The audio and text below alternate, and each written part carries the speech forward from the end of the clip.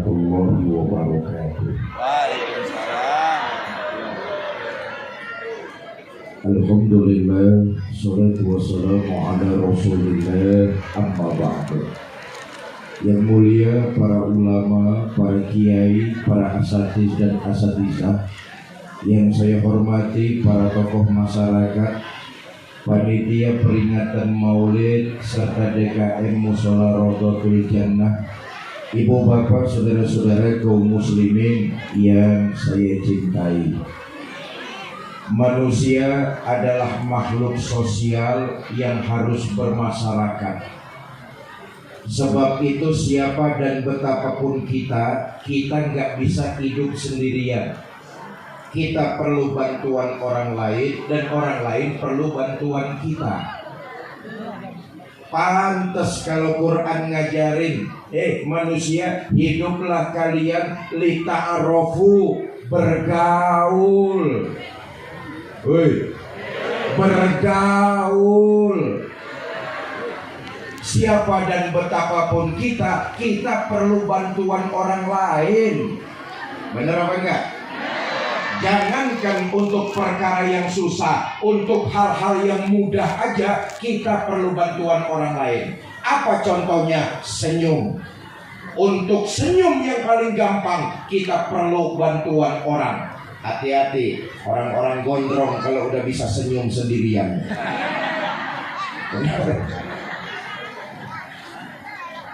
Sebab itu pantas Quran ngajarin lita'arofu, bergaullah kalian. Nah, rumus bergaul gampang kok. Apa yang buat kita kagak enak, orang lain juga ngerasainnya sama. Itu rumus bergaul tuh. Yang kagak enak buat kita, orang lain juga ngerasainnya sama. Kalau dicubit kagak enak, jangan suka nyubit orang. Kalau dihina kagak enak, jangan suka menghina orang. Kalau direndahin kagak enak, jangan suka ngerendahin. Tuh bergaul, bukan cuma orang harus ngerti perasaan kita, tapi kita juga mau belajar untuk ngertiin perasaan orang lain. Sebab kalau bergaul orang doang suruh ngerti perasaan kita, ujung-ujungnya bergaul kayak begini nih, baperan. Demen bercanda, dibecandain marah. Doyan ngebanyol, dibanyolin ngambek. Ada orang gondrong kayak begitu ada? Yang mana orangnya? Nyebrang. Apa yang gak enak buat kita, orang lain ngerasainnya sama. Itu rumus bergaul tuh. Bapak ibu saudara-saudara, tapi yang perlu diingat, yang namanya bergaul pasti ada dampak baik dan dampak buruk. Benar apa enggak? Dampak baiknya kita ambil, dampak buruknya kita tinggalin. Apa aja pergaulan yang membawa dampak buruk harus kita tinggalkan. Ini aja yang pengen saya omongin nih. Mudah-mudahan pidato saya di Gondrong selesai dalam waktu 5 menit. Amin. Bentaran amat. Emang pidato di sini sampai jam berapa? Jam 12. Nah, ikut patungan goceng aja nawar jam 12.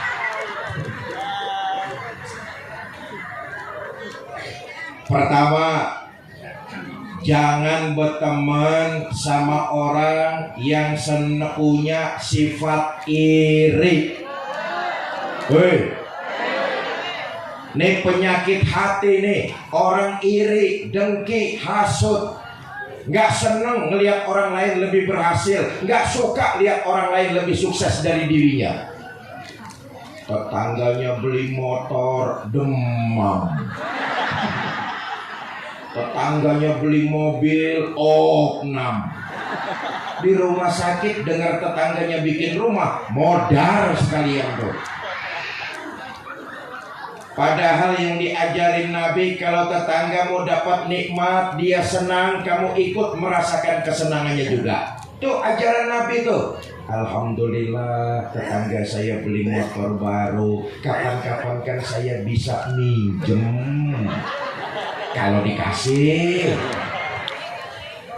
Tetangganya punya mobil baru, alhamdulillah tetangga saya punya mobil baru. Kapan-kapan kan saya bisa minjem. Tetangganya punya bini baru. Nggak boleh yang ini, nggak boleh. Sebaliknya kata Nabi, kalau tetanggamu terkena bencana, mendapat kesulitan, dia susah, kamu ikut merasakan kesulitannya juga. Hari ini hampir 1 tahun, saudara-saudara kita di Palestina, mereka dibombardir oleh Zionis Israel. Duka mereka nestapa buat kita. Minimal kita mendoakan mereka agar Allah berikan kekuatan dan kemenangan. Kita hidup di kampung nih, pasti aja ada orang yang punya penyakit iri. Betul apa enggak?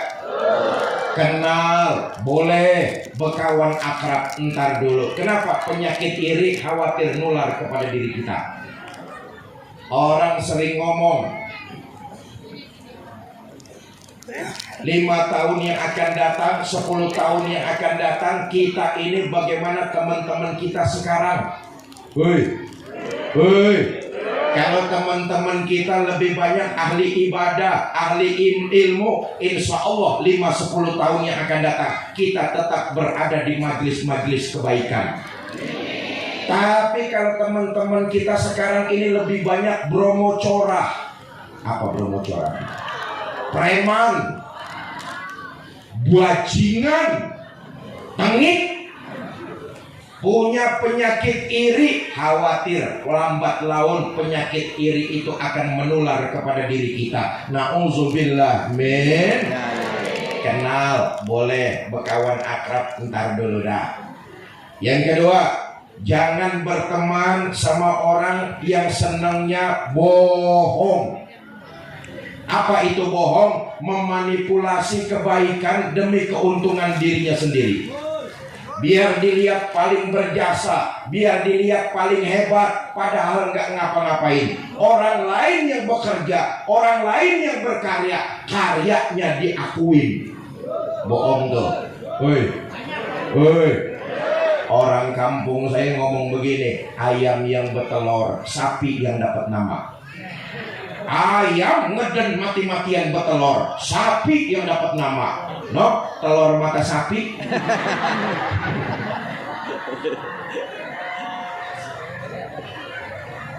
Memanipulasi kebaikan demi keuntungan dirinya sendiri. Nih bohong nih, gampangnya begini dah. Bohong itu ucapan dengan perbuatan beda.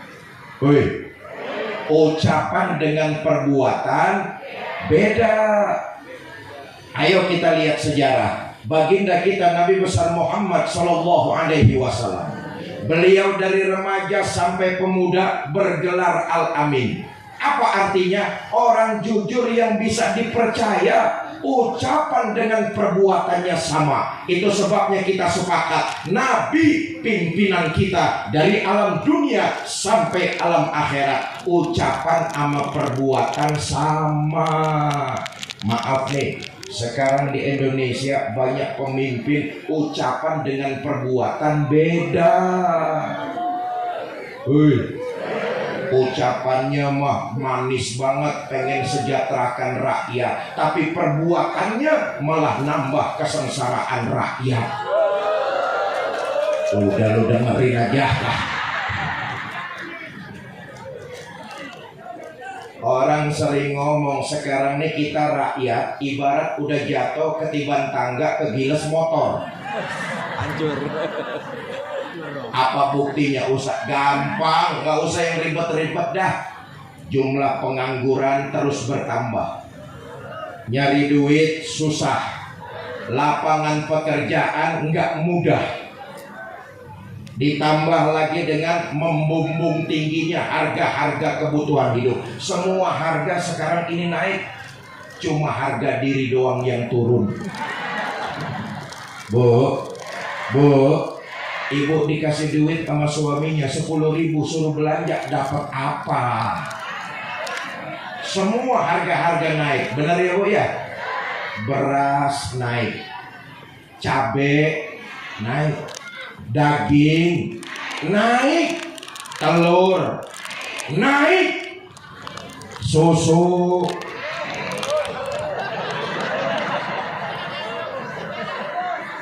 susu,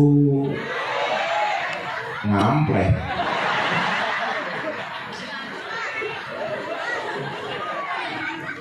Saudara, kita hidup di kampung nih, bermasyarakat, pasti aja ada yang senangnya bohong, bener apa enggak? Kenal boleh, berkawan akrab ntar dulu. Sebab apa? Kata proklamator pendiri bangsa Indonesia almarhum Muhammad Hatta, beliau pernah berpesan, kalau nggak pinter masih bisa didandanin dengan banyak belajar, ntar juga ujung-ujungnya pinter tuh anak. Kalau nggak pengalaman masih bisa didandanin dengan banyak latihan, ujung-ujungnya jadi pengalaman. Tapi kata Muhammad Hatta, kalau udah nggak jujur, susah untuk diperbaiki. Kenapa? Sekali ada kebohongan, maka akan ikut kebohongan-kebohongan berikut di belakangnya. Awas, hati-hati nih. Kita mau pilkada milih pemimpin. Oi, jangan pilih pemimpin bohong.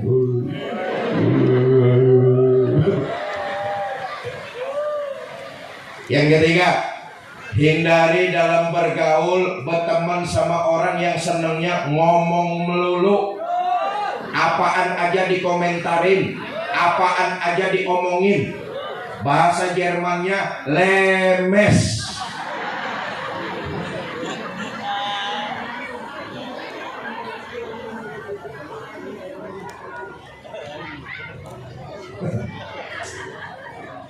Gini, kita nih hidup di kampung pasti nggak bakalan lepas dari mulut usil orang lain. Bener apa enggak? Dulu abah saya, Allah yarham, Kiai Haji Zainuddin MZ, bapak saya tuh. Woi, bapak saya.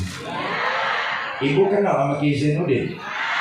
Kenalan di mana lu? Kenal. Abah saya dulu ngajarin saya begini, Fikri, kalau ada 10 orang, 1 orang ngomongin kamu melulu, jangan dibikin puyeng. Saya bilang, kenapa bah? Masih ada 9 yang senang sama kamu. Saya bilang, bah, kalau pertanyaannya saya balik, ada 10 orang, 9 orang ngomongin saya mulu bagaimana? Kata abah saya, jangan juga lu bikin puyeng, masih ada 1 yang senang sama lu, yang 1 itu aja rawatin. Begitulah kehidupan kita di tengah masyarakat. Jangankan kita berbuat salah, kita berbuat baik aja bakalan ada orang yang ngomongin tentang kita. Nih malam ini nih Musola Rodotul Jannah bikin maulid. Apa orang gondrong demen semua? Belum tentu. Hei,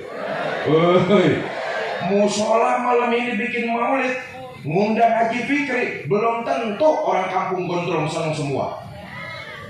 Ada yang mendukung terang-terangan, bagus musola bikin maulid, undang dah Fikri Haikal Zainuddin MZ, saya dukung, nyumbang 50 juta. Umpama lah. Tapi ada yang mulutnya diem aja, hatinya grundel. Bikin dah sono maulid, undang dan Fikri Zainuddin MZ. Mudah-mudahan pas waktunya tuh anak kagak datang. Ada apa enggak? Pasti aja ada. Artinya jangankan kita berbuat salah, kita berbuat baik aja bakalan enggak lepas dari mulut usil orang lain. Saya titip pesan adik-adik saya, para remaja, para pemuda kampung gondrong, para pemuda, saya titip pesan, selama kalian berjalan di atas nilai-nilai kebenaran, maju teruslah kalian berbuat, jangan pernah takut salah berbuat dalam kebenaran. Andai kata kalian salah berbuat dalam kebenaran, itu masih lebih baik daripada kalian tidak pernah salah karena tidak pernah berbuat dalam kebenaran.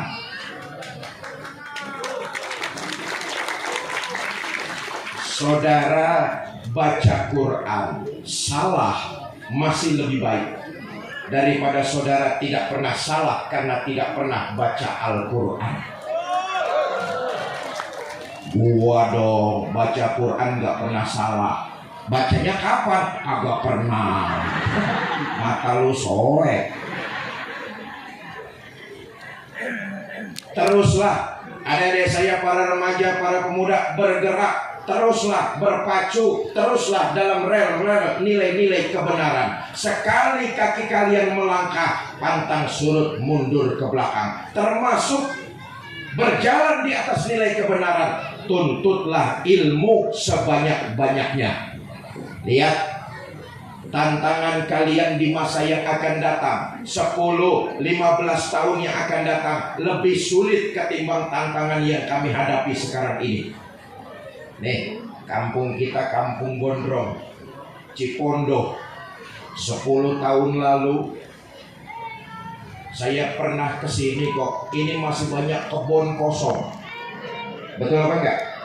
Tapi coba lihat, semenjak perumahan itu masuk, apalagi green light, akses tolnya terbuka, lihatlah kampung kita begini pesat kemajuannya. Satu sisi kita senang, tapi di sisi lain, terutama adik-adik saya, para remaja, para pemuda, kalian harus mawas diri. Siapkan diri kalian dengan memperbanyak ilmu dan mengasah keterampilan. Kenapa? Tantangan kalian 15 tahun yang akan datang jauh lebih sulit ketimbang tantangan sekarang ini. Oh ya Allah, sekarang aja tantangan hidup berat, kompetisi hidup ketat. Contoh gampang nih, jadi artis itu saingannya berat loh. Tiap bulan muncul artis-artis baru, lebih tampan, lebih cantik, lebih bertalenta. Jadi artis saingannya berat. Jadi pejabat saingannya berat.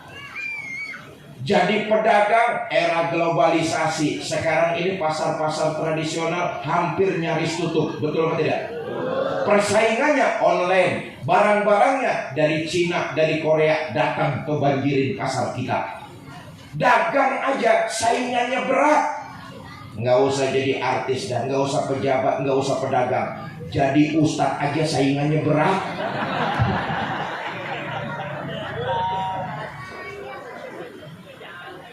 Kami ini yang tua-tua menaruh harapan banyak di atas pundak kalian. Hai para remaja dan pemuda.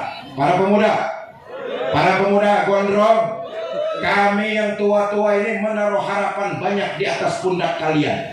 Mau bagaimana Gondrong 15 tahun yang akan datang, mau bagaimana kota Tangerang 15 tahun yang akan datang, bahkan mau bagaimana Islam 15 tahun yang akan datang, kami banyak taruh harapan di atas pundak kalian. Siapkan diri kalian dengan ilmu dan keterampilan.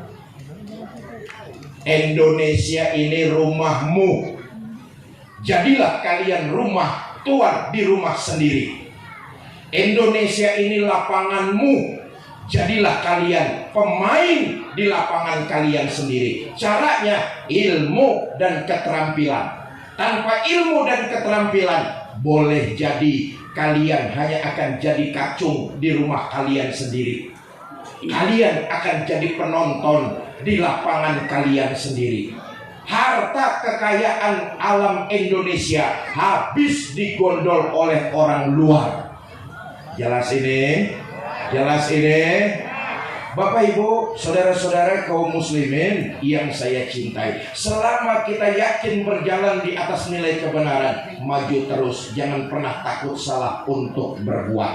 Nah, kita hidup di kampung pasti aja ada orang yang ngomongin kita. Malam ini saya ingin mengajak, daripada kita ikut ngomentarin orang, paling tidak malam ini pertama, ayo basahkan lisan kita ini dengan memperbanyak kalimat istighfar.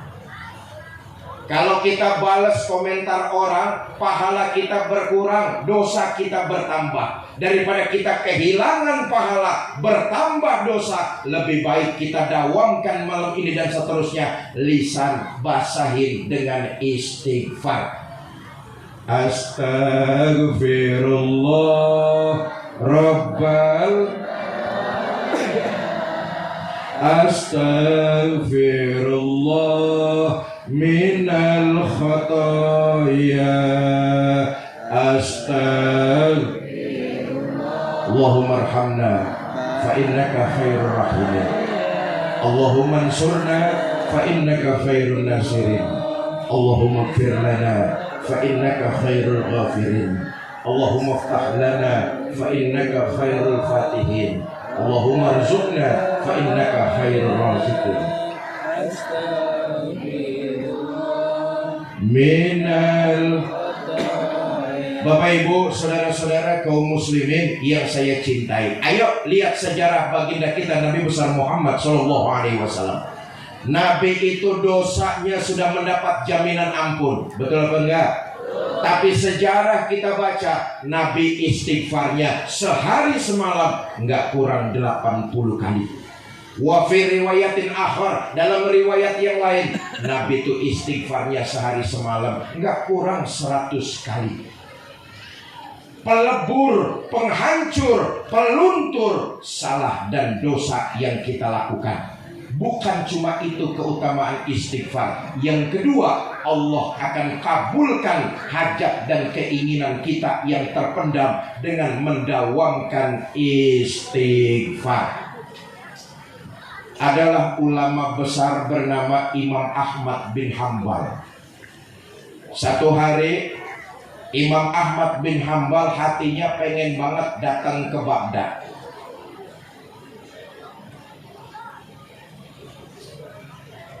Mau kemana, Bu? Mau pulang bareng, woi. Oh iya, kasih jalan, anaknya ngantuk kali sini. Kasih jalan ibu juga. Sampai mana ada gua ngomong dah tuh. Adalah ulama besar bernama Imam Ahmad bin Hambal. Satu hari beliau hatinya pengen banget datang ke kota Baghdad. Padahal di Baghdad Imam Ahmad bin Hambal nggak punya santri, nggak ada keluarga, nggak punya teman juga. Tapi karena hatinya pengen banget datang ke Irak, berangkatlah Imam Ahmad bin Hambal dari kampung menuju kota Baghdad. Sampai Baghdad hari sudah menjelang petang. Mampir Imam Ahmad bin Hambal di musola.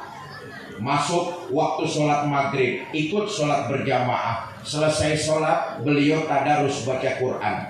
Masuk waktu sholat isya, ikut sholat isya berjamaah. Selesai sholat, wirid, zikir, doa. Habis doa, Imam Ahmad bin Hambal ngelepas jubahnya, ngelipat sorbannya, dijadiin bantal. Beliau mau istirahat sebentar di dalam musola. Maklum perjalanan dari kampung jauh. Lagi mau rebahan, datang merbot.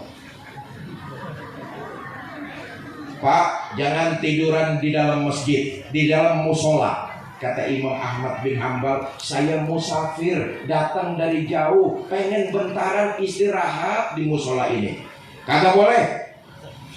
Sholat isya udah dikerjain, jamaah udah pada pulang. Sebentar lagi lampu musola mau saya matiin, pintunya saya mau kunci-kunciin. Kalau tidur, keluar, jangan di musola. Ya Allah, Imam Ahmad bin Hambal dimaki-maki merbot. Merbot suwe. Keluar Imam Ahmad bin Hambal dari dalam musola. Di pinggir jalan di depan musola beliau celingukan. Nah, celingukan itu apa celingukan? Bingung. Ya wajar Bapak Ibu saudara-saudara, enggak beliau enggak kita. Kita kalau di kampung orang enggak ada yang kita kenal, kira-kira bingung apa enggak? Lah keder. Imam Ahmad bin Hambal celingukan di depan musola, bingung beliau. Tolah, toleh, celingak, lola. Lagi keder, lagi bingung, di pojok musola ada pedagang martabak manggil, Pak sini. Dihampiri oleh Imam Ahmad bin Hambal. Kata pedagang martabak, Pak kelihatannya Bapak bukan orang sini ya. Oh. Bapak ngapain datang ke sini? Dari kampung nih hati saya pengen banget datang ke sini. Sampai sini saya bingung. Saya juga nggak tahu ntar malam mesti tidur di mana. Iba hati pedagang martabak. Kata pedagang martabak, ya udah kalau bapak bingung, mendingan ntar nginep aja di rumah saya. Seneng Imam Ahmad bin Hambal. Kata pedagang martabak, jangan seneng dulu pak. Mendingan sekarang nemenin saya jualan martabak. Ya Allah, saudara bisa bayangkan ya, ulama besar Imam Ahmad bin Hambal dimaki-maki merbot nemenin orang jualan martabak. Sepanjang nemenin pedagang tersebut, Imam Ahmad bin Hambal kagum. Kenapa? Tidak ada kalimat percuma keluar dari mulut pedagang itu kecuali untayan kalimat istighfar. Selesai dagang nginep 3 hari 3 malam. Selesai nginep, Imam Ahmad bin Hambal pamit mau pulang. Pak, terima kasih saya udah dikasih nginep 3 hari. Selama saya nemenin bapak, saya lihat ibadah bapak biasa aja. Cuma tiap saat bapak selalu mendawamkan, mengamalkan kalimat istighfar. Ngomong-ngomong pak, emang udah lama ngamalin istighfar? Kata pedagang martabak, ya belum lama juga sih, baru juga 20 tahun.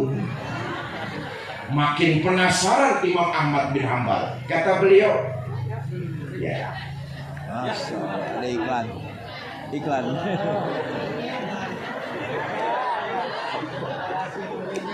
Iklan betul. kasih jalannya dulu.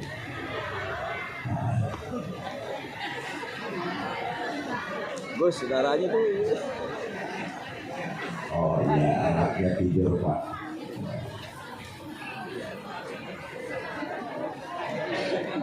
Lagi iklan. Ya Allah. Parah Ilyas temannya. Gak apa-apa, emang anak-anak begitu. Udah tidur ya kita pindahin orang tuanya. Ya, kasih jalan bu. Ya.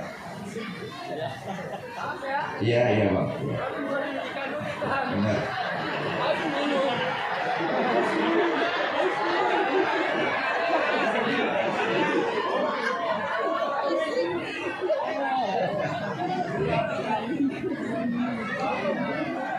Nah, sampai mana lagi dah gue ngomong?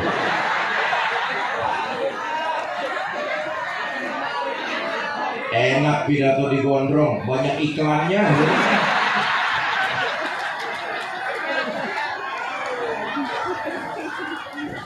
Kata Imam Ahmad bin Hambal, Pak, selama 20 tahun Bapak ngamalin istighfar, apa hajat dan keinginan Bapak dikabul oleh Allah? Kata pedagang martabak, alhamdulillah, walaupun profesi saya cuma jualan kue, saya ngamalin istighfar, hajat dan kebutuhan saya dikabul oleh Allah. Emang ada kepengenan saya yang sampai sekarang belum juga dijawab, diijabah. Di kampung Ano tuh saya dengar ada ulama alim, luas ilmunya, banyak santrinya. Saya pengen banget silaturahmi ke ulama tersebut, tapi karena dagangan yang belum saya bisa tinggal, saya belum sempat juga sampai sekarang silaturahmi ke ulama tersebut.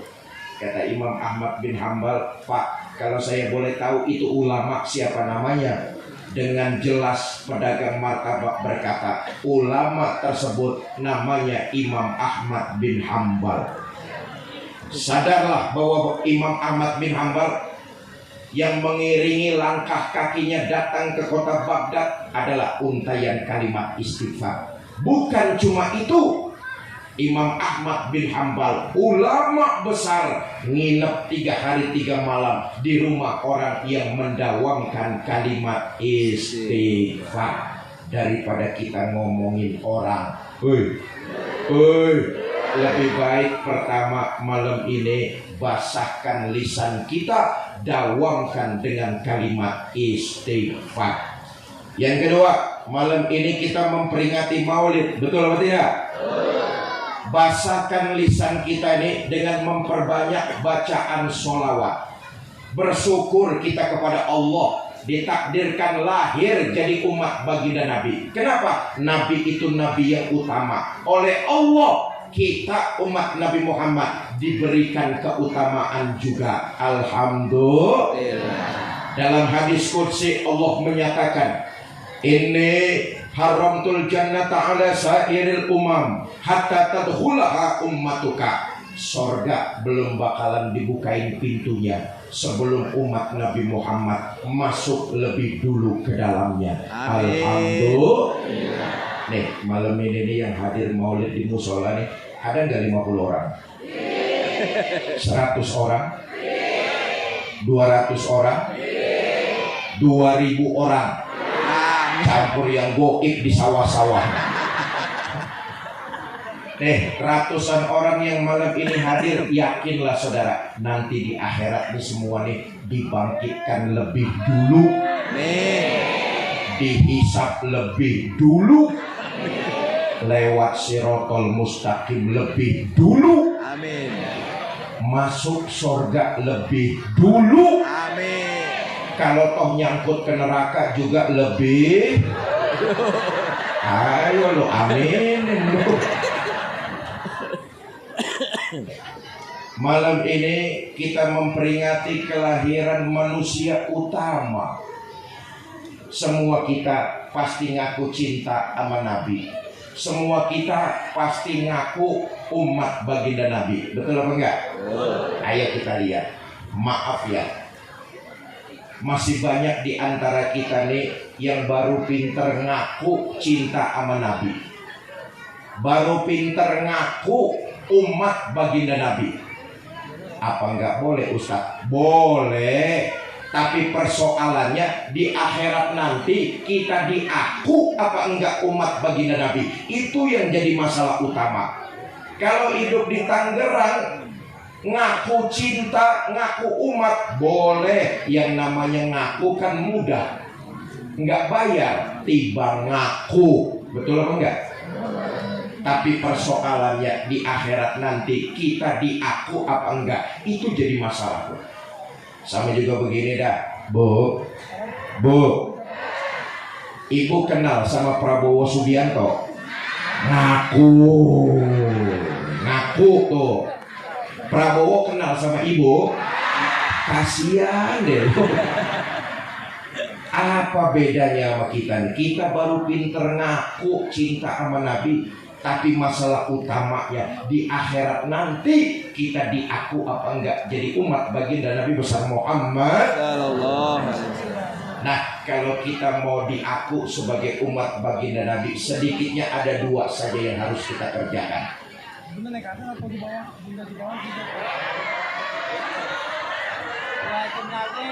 Iya, gue cuma ngeliat jam doang lah. Saya tadi bilang sama tokoh masyarakat Kampung Gondrong, memang